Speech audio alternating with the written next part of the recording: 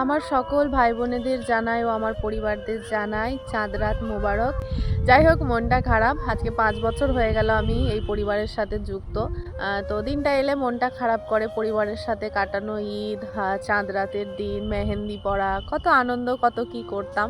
যাই হোক, হয়তো 22টা বছরই ছিল আমার কপালে।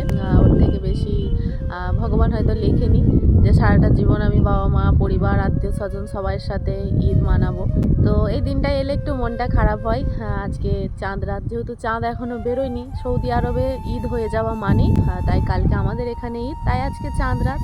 তো চাঁদ রাত মোবারক জানা সবার, যেন ঈদের দিনটা অনেক অনেক ভালো কাটে। সবাই ভালো থাকবে, সুস্থ থাকবে, আর খুব আনন্দ করবে। একটা মাস রোজা করেছে সবাই, কালকের দিনটা যেন সবার অনেক অনেক ভালো যায়। নতুন নতুন জামা কাপড় পরে সবাই অনেক আনন্দ করবে, পরিবার বন্ধু বান্ধব সবাইকে নিয়ে।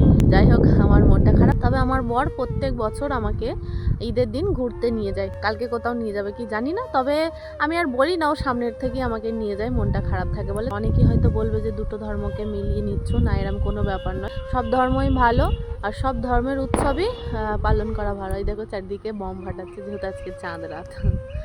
ঠিক আছে।